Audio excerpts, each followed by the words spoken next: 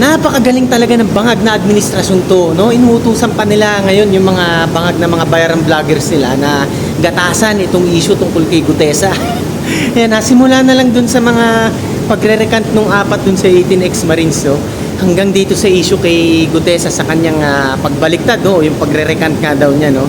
Imagine niyo dinamay pa ultimo si Miss Rowena Guanzon, no? Na talaga nagalit, di ba? Sinabi nga niya na sinungaling daw itong si Gutesa, di ba? Ako, opinion ko dyan dapat lang mangyari yung advice o suggestion ni Miss Rowena Guanzon sa ombudsman na kasuhan ng perjury itong si Gutesa, di ba? Bakit hindi? Alam nyo, bigyan natin ng isang masusing detalye o impormasyon ng mga loyalistang bangag dyan tungkol sa batas, tungkol dyan sa perjury, no? Nang sumakit ang ulo ng mga to. So, under the Revised Penal Code of the Philippines, Article 183, no? As amended by Republic Act 11594, no? Otherwise known as perjury nga. Yan yung batas na sinasabi dyan. Kapag ang isang tao gumawa ng statement o affidavit, no? At siya ay nag-swear under oath, no? Tapos babalik ta rin niya, sasabihin niya na hindi totoo yun, no? Pwedeng makasuhan ng perjury ang taong gagawa ng ganyan, no? At isa pa, sinasabi rin ni Miss Rowena Guanzon na dapat itong si Gutesa ay ma-include bilang co-conspirator, no? Ano nga ba ang co-conspirator, mga kanoypi? Ito yung tinatawag na parang accomplice to the crime, no? O kumbaga, in layman's term, no? Palagay natin na may isang bank robbery. Ngayon may 3 tao. Si person A halimbawa, siya yung taong papasok dun sa bangko, yung mga hold up. Si person B halimbawa, yung lookout sa labas. O halimbawa, sabihin natin na siya lang yung nandun sa loob lang ng kotse, no? Magmamanman lang sa paligid, no? Tapos person C halimbawa, yun yung kasama nung person A na pumasok dun sa bangko, no?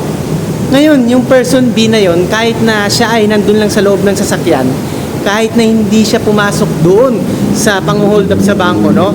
Kapag yung person B na yun tumulong para may sakatuparan yung operasyon ng bank robbery na yun, siya din ay kapantay nung person A at person C na talagang liable din sa batas, no? Sa robbery. Walang pinagkaiba yan. Pantay-pantay silang mahatulan dapat, no? Kaya may kukumpara ko sa case nitong si Gutesa, no?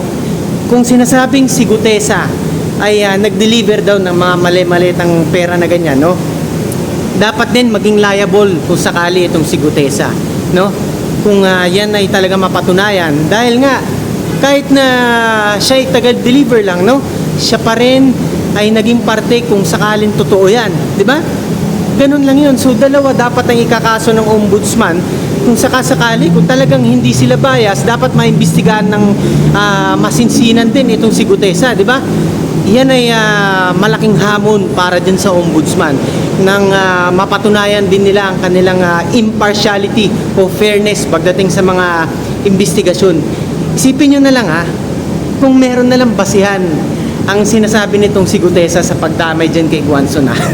Nakakatawa lang talagang isipin, no, na idadamay nila si Miss Rowena Guanzon na 7 years naging COMELEC commissioner, napakatagal na panahon, di ba? Tapos nagsilbi pa yan sa COA bilang commissioner din. At isipin nyo, 25 years, ganyan katagal siya naging law practitioner si Miss Rowena Guanzon. Kaya talagang very credible na tao yan, hindi nyo mababasag ang credibilidad yan. At ang pagiging professional niya, hindi yan basta-basta magsustoop down o magle-level down sa level ni Gutesa. Kaya talagang itong naratibo ng mga bangag na loyalistang vlogger na bayaran, no? Talagang hindi na sila nauubusan ng kanilang mga bala, mga naratibo na paulit-ulit na lang, no? At ginagatasan din nila syempre yung social media, yung mga followers nila ututo, di ba?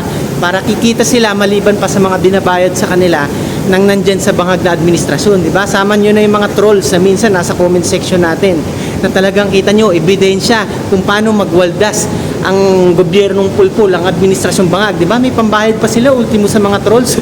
Monthly payment, di ba? Naka-payroll. Sarap buhay ang mga ito, di ba? Oh. Kaya talaga mga kanoypi, maganda talagang inform kayo, ultimo sa batas, no? At talagang kitang-kita nyo, lahat ng klase ng panlilihis sa mga issue, talagang gagawin ng bangag na administrasyong ito, no? ultimo sa mga ganyan, yung mga patungkol sa mga witnesses, no? Talagang pangimasukan nila yan. Yan ay aking nakikita, no? Dahil nga kita nyo, impeachment trial, hindi nila kayang mapatunayan na may naging korupsyon dun sa confidential funds. Kaya, ayan, hindi ko alam. Pero hindi tayo pinanganak kahapon. Alam natin what's going on dyan sa mga pagbaliktad ng mga witnesses, no? Kahit dito kay Gutesa, no? Hindi engot ang sambayan ng Pilipino ngayon. Hindi tayo tulunggis. Alam natin, marunong tayong makiramdam sa kung ano nangyayari. So yan lang mga Kanoy P. So lagi ko lang kayong papaalalahanan na lagi kayong maging makabayan. Nang sa ganun, ang Pilipinas ay maging Singapore one day. Hanggang sa muli, ang inyong pinakasiga sa mga siga, Tigasing Noy P.